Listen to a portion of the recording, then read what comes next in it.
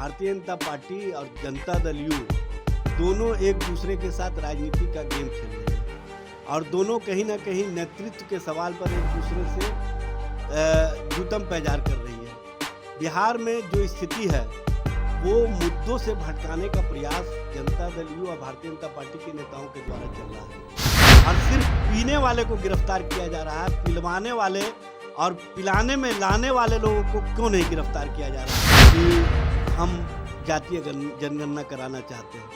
लेकिन भारतीय जनता पार्टी के साथ वो सरकार में है तो वो इस बात को भी स्पष्ट करे नहीं कि क्या भारतीय जनता पार्टी इस बात के लिए तैयार है। भारतीय जनता पार्टी और जनता दल यू दोनों जातीय जनगणना के नाम पर राजनीति कर रही है। बिहार में सरकार अपराधी और माफियाओं के माध्यम से चल रही है।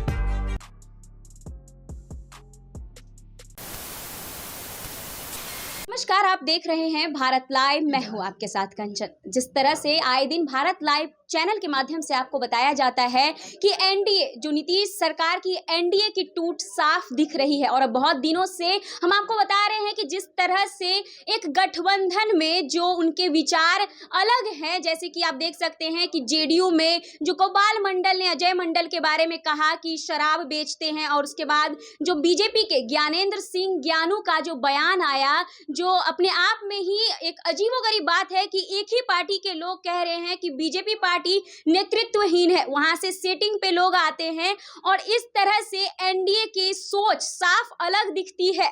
जिसके बाद अब जो कांग्रेस से राजेश राठौर ने भी साफ कहा कि जो एनडीए की टूट है वो साफ दिख रही है, लेकिन अब हम और वीआईपी पार्टी को सोचना चाहिए कि वो क्या करेंगे। तो इससे आप साफ देख सकते हैं कि कुछ लोग जो हैं वो एनडीए की टूट पे कहने का मतलब है कि एनडीए की टूट जो हो रही है उसमें वो सोच रहे हैं कि हम और वीआईपी क्या करेंगे, क्योंकि राजेश राठौर जो अपने बयानों को दिए हैं उससे साफ पता चलता है कि वो कांग्रेस के तरफ आमंत्रित कर रहे हैं। उसके बाद जो विपक्षी हैं, विपक्षियों का भी कहना है कि एनडीए तो टूटेगी ही, क्योंकि नीतीश सरकार जो है उनका सुशासन नहीं कुशासन का सरकार है। वहीं हम अभी आरजेडी प्रवक्ता एजाज अहमद जी के साथ मौजूद हैं और उनसे जानेंगे कि एनडीए की टूट के बारे में वो क्या कहना चाहते हैं कि आखिर एनडीए की टूट क्यों हो रही है।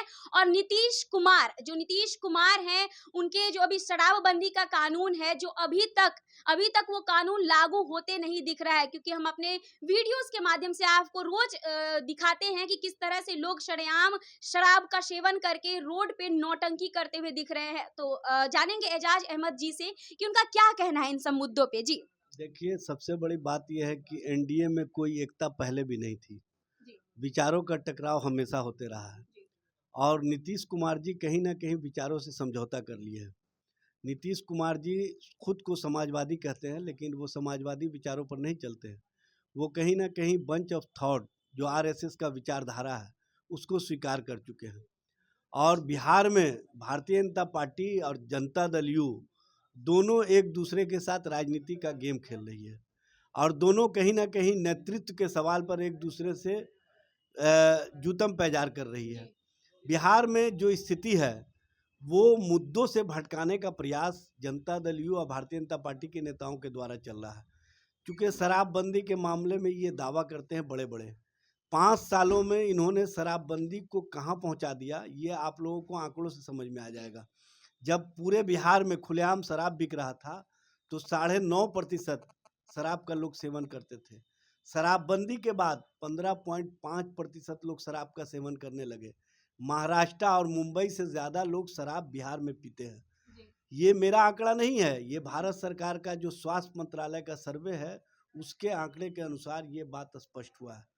तो नीतीश कुमार जी का शराबबंदी का आंकड़ा पूरी तरह से फेल है। घर घर तक शराब पहुंचाने का काम इनके ही पार्टी के नेतृत्व के द्वारा किया जाता है। क्योंकि ये शराबबंदी के नाम पर पर्सनल फंडिंग का एक कार्यक्रम इन लोगों के द्वारा चल रहा है। और आपने देखा होगा कि गोपाल मंडल जो जनता दल यू के एमएलए हैं, उन्होंने जनता दल यू के ही सांसद भागलपुर के अजय मंडल पर आरोप लगाया कि ट्रैक्टर में शराब बिचवाने का काम करते हैं, अफीम का खेती करते हैं। अगर कोई आम आदमी पर इस तरह का शिकायत हुआ होता तो अब तक वो जेल की सलाखों में होता। अब तक सरकार ने उनसे क्यों नहीं पूछा, या जो गोपाल मंडल ने आरोप लगाया उस पर स्पष्टीकरण क्यों नहीं मांगा। कहीं ना कहीं इससे ही समझ में आता है कि सरकार के स्तर से शराब माफियाओं का अंदर तक मिलन हो चुका है। आपने देखा होगा कुछ दिनों पूर्व जो काराकाट के सांसद हैं महाबली सिंह, उनका शराब माफिया के साथ एक पार्टी के कार्यक्रम का फोटो वायरल हुआ। उस पर भी जनता दल यू या भारतीय जनता पार्टी के नेताओं ने कुछ पूछने का काम नहीं किया, बताने का काम नहीं किया। सरकार के स्तर से उनकी कोई पूछताछ नहीं हुई। सबसे बड़ी विडंबना यह है कि जो उच्च स्तर पर विराजमान हैं, जो बिहार का नेतृत्व कर रहे हैं, उनका एक सजा याफ्ता शराब माफिया के साथ फोटो वायरल हुआ और उस फोटो पर भी जनता दल यू के द्वारा कोई स्पष्टीकरण नहीं दिया गया। उनकी पत्नी जब मुखिया का चुनाव जीतती है तो पूर्व सांसद जो भोजपुर आरा की हैं जनता दल यू की, वो उसके घर पर जाती हैं, जश्न मनाने में शामिल होती हैं। ये क्या साबित करता है? नीतीश जी, आपकी सरकार और भारतीय जनता पार्टी दोनों मिलकर के शराब माफियाओं के माध्यम से एक फंडिंग उगाही का कार्यक्रम चला रहे हैं। सबसे बड़ी बात यह है कि बिहार में सरकार नाम की अब कोई चीज़ नहीं है। सरकार पूरी तरह से फेल हो गई है। हर दिन अपराध का ग्राफ बढ़ रहा है। अपराधी अब खुलेआम चुनौती दे रहे हैं सरकार को, पुलिस को। अब पुलिस निरीह बन चुकी है। अफसर मस्ती में हैं सरकार को खुश करने के मामले में, और सरकार के लोग लूट के काम में व्यस्त हैं, और जो पुलिस हैं, जो आम जनता है, वो पस्त हो चुकी है अपराधियों के सामने। अपराधी के सामने इनकी पुलिस का अब बस नहीं चल रहा है। इसलिए ये जो दावा करते हैं कि अपराध के मामले में हम बहुत सुधार कर रहे हैं, इसका तो पोल खुल चुका। कल पटना के अंदर 5 लोगों की हत्या हुई, और वो भी जनप्रतिनिधि और पुलिस का। इससे ही स्पष्ट होता है कि बिहार में सरकार किस तरह से चल रही है। बिहार में सरकार अपराधी और माफियाओं के माध्यम से चल रही है। एक आपने देखा होगा कि जो बालू माफिया है, उसके जो बर्थडे पार्टी होता है, उसमें भारतीय जनता पार्टी के विधायक बर्थडे पार्टी में मंत्रियों को बुलाते हैं, विधायकों को बुलाते हैं, और बड़ा जमावड़ा लगता है। इससे क्या साबित होता है? कहीं ना कहीं शराब माफिया, बालू माफिया और जो अन्य तरह के माफिया हैं, उन लोगों का अंदर खाने तक इस सरकार के अंदर बैठे हुए लोगों से समझौता हो चुका है।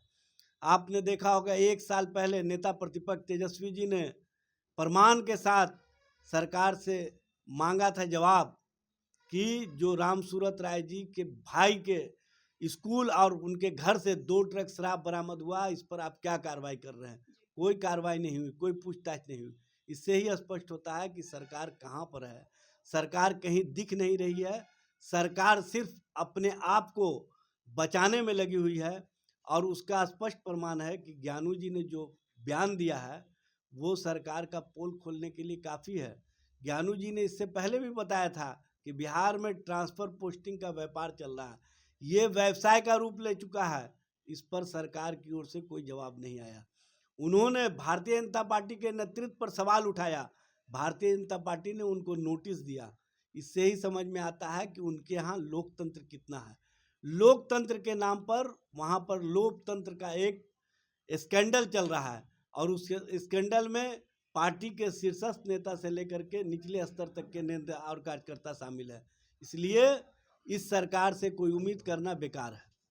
जी सर, हमारा एक और क्वेश्चन आपसे ये है, हम जानना चाहेंगे कि बीजेपी जो है जातीय जनगणना को लेकर तैयार नहीं थी, लेकिन नीतीश कुमार कहीं ना कहीं आरजेडी के साथ थे जातीय जनगणना को लेकर, और बीजेपी उनका साथ नहीं दे रही थी। तो कहीं एनडीए की टूट का कारण यही तो नहीं?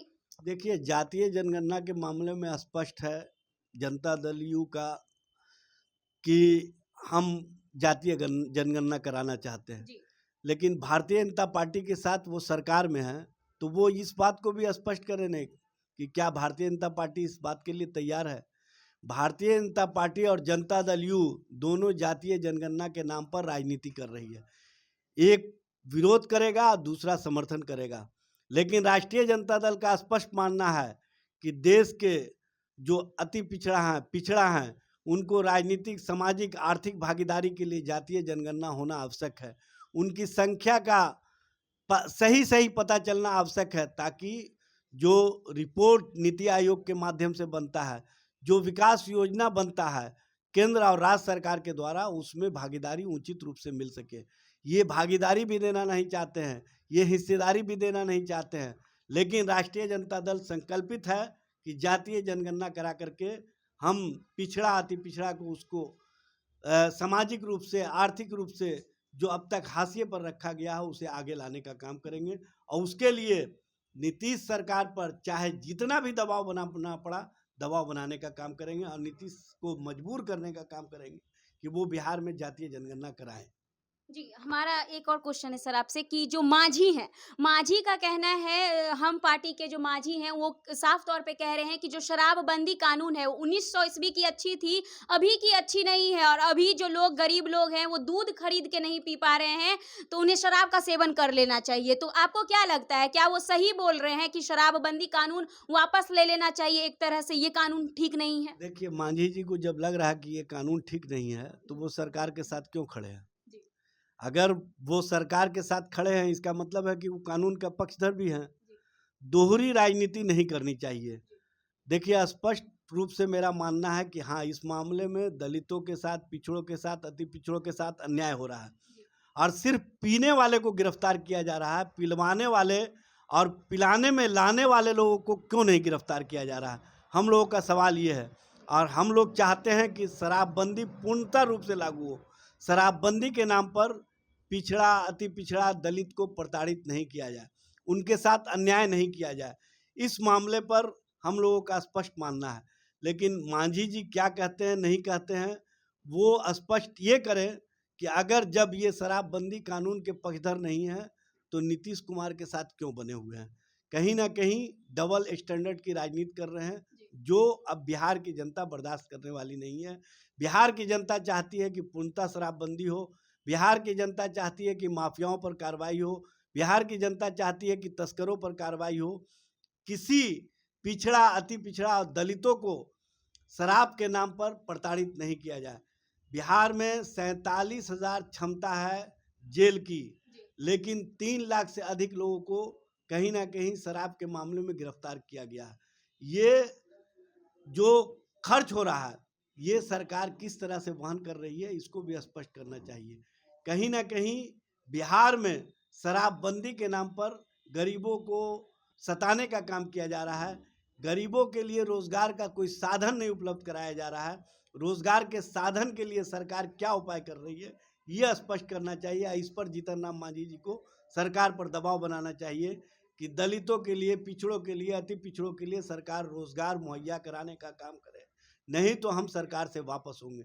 इस मुद्दे पर अगर जीतन राम मांझी सरकार को लताड़ने का काम करते हैं तो हम लोग उनके साथ खड़े नजर आएंगे। जी, बहुत खूब। सर, हम बस ये कहना चाहेंगे कि आरजेडी प्रवक्ता से हमने जाना कि किस तरह से, चाहे वो जातीय जनगणना का मुद्दा हो, चाहे वो एनडीए की टूट, तो उनका मानना है कि ये दोहरी राजनीति है, क्योंकि एनडीए टूट नहीं रही है। ये एक तरह से राजनीति किया जा रहा है कि जातीय जनगणना में एक तरफ से बीजेपी सपोर्ट नहीं कर रही है और नीतीश कुमार अपना सपोर्ट दिखा रहे हैं, क्योंकि वो बस दोहरी राजनीति का अपना एक हिस्सा है। ऐसा कुछ नहीं है, बस राजनीतिक हो रहा है। और हम पार्टी से जो मांझी के बयान पे उन्होंने साफ कर दिया है कि यदि मांझी दलित के बारे में सोचते हैं तो वो आवाज उठाएं कि दलितों को रोजगार मिले। लेकिन शराब तो सही चीज नहीं है, लेकिन दलितों के लिए यदि वो कुछ करना चाहते हैं तो आरजेडी उनका साथ देगी। शराब पीने के लिए नहीं, लेकिन हाँ, दलितों को व्यापार मिले, रोजगार मिले, उसके लिए आरजेडी उनका साथ देगी।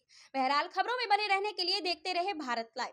अगर ये वीडियो पसंद आई और वह बिहार के राजनीति और बिहारियत से सरोकार रखेनी तो सब्सक्राइब बटन दबा के चैनल के सब्सक्राइब कर ली। ओजे एगो घंटी बा, ओकरा बटन दबा देला से कुल सटीक और मारक खबर रुआ मुफ्त में मिल जाई। अगर रुआ पत्रकारिता के हमनी के नया प्रयोग में सहयोग कर चाहतानी तो ज्वाइन बटन दबा दी। पेटीएम नंबर नोट कर ली 9386816700। धन्यवाद।